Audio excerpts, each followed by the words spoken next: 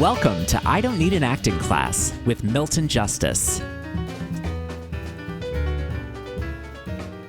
There was an interview yesterday, and here's the thing that that hit me is that we all know the same thing. All the good actors know the same thing. It's not like we're coming up with anything revolutionary here. But there was an interview with Billy Crudup, who's an actor I adore, in yesterday's LA Times. Don't ask. And he was talking about why he didn't want to do a TV series. But his comment was,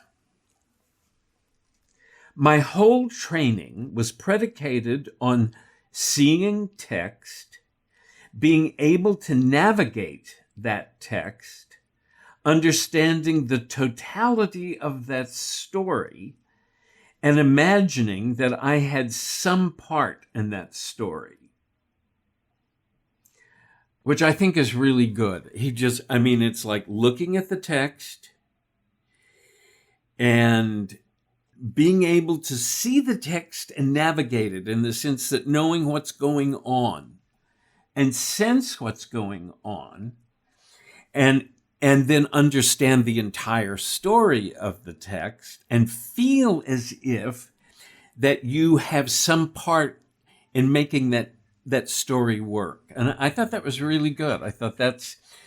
And he said, so when somebody sends you a pitch about the arc of a story over 21 episodes, immediately my mind was thinking, but what's the dialogue? Because if I don't know how the character talks, or I don't understand what they're going to say, how can I commit to doing the story? I don't know if I'll be useful for you. But it's a very, very, I think that's why at the end of the day, we will think of him as a really strong actor, is because he thinks like an actor. He wants to work on material that's good, and it has to be more than just an idea. It has to be more down to earth than that. It has to be more specific than that. It's like, absolutely. Who is this person? How does he talk? How does he think? Yeah. Right. Yes. Grant and I were having a conversation. Grant called it the elevator pitch. He said, well, the elevator pitch was good. And I said, yes. And then what? Which, of course, is what I always say to people all the time. Anytime somebody pitches an idea, I think I have this idea about a thing, and I go, that's the elevator pitch. And then what? But it just tells you, and by the way, I've seen Billy Crudup just eat people off the floor in Tom Stoppard plays. And he played a Russian character in Coast of Utopia, and you couldn't not believe what he was capable of doing. And then I saw him in Arcadia twice. Once when he was a young actor playing one part, and then later in another production when he played another part. And he really does. He looks specifically at it. He looks specifically at what the whole piece is and how his character fits into the whole piece to become a part of what the story is. Anyway, I thought that was good. I liked that. It made it worth reading the Los Angeles Times on Sunday. Well, the news is so boring, so depressing that I won't read it. Another thing, since it's Monday, be aware what you don't know and be okay with that. It's fine not to know something. I don't know about AIDS in the 80s. I don't know what it's like to be from the Bronx. I don't know what it's like to be a Mormon. Or in Justin's case, I don't know what it's like to make a movie. But in Justin's case, it brings us back to chapter 2 in the book, I Don't Need an Acting Class. I Know Nothing. Start every play as if you know nothing. Because then it gives you the opportunity. So two things here. It gives you the opportunity to find things because I know nothing. It tells me where I need to start. I can't worry about the lines. I can't worry about anything because I don't know what that means.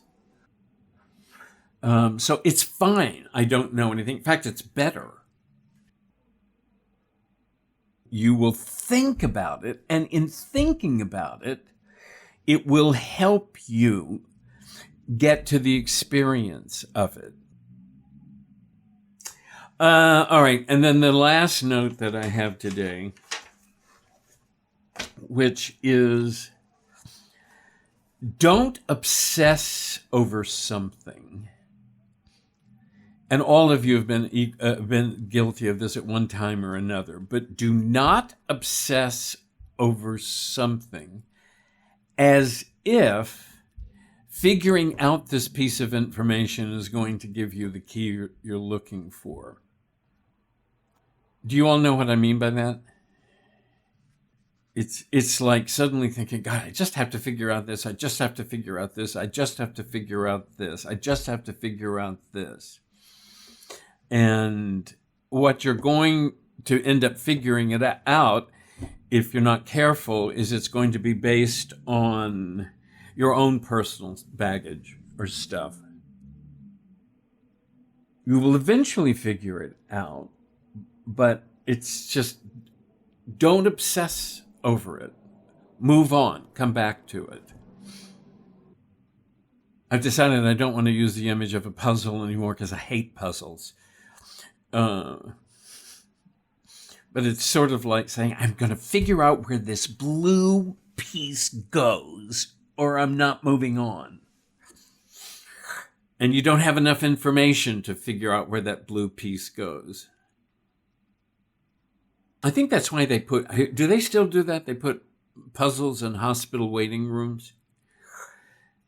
They used to put puzzles in hospital waiting rooms, and I think it was because they knew you'd get obsessed with putting the puzzle together and not be stressed out waiting for the results of somebody being operated on. Anyway.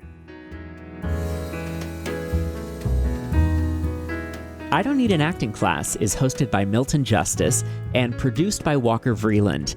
Music is by Jeffrey Keyser and Nicholas Gabrielson. If you want more I Don't Need an Acting Class, we encourage you to sign up for our bonus content on Spotify. You'll get access to all bonus episodes, including video episodes. Also, check out our website, idon'tneedanactingclass.com, where you can find more info about the podcast, the book, and of course, you can get all of our latest news about upcoming classes. If you ever have a question for Milton, he loves hearing from all of you. Just send us an email, questionsformilton@gmail.com. Have a wonderful week, and we'll see you back here next Tuesday.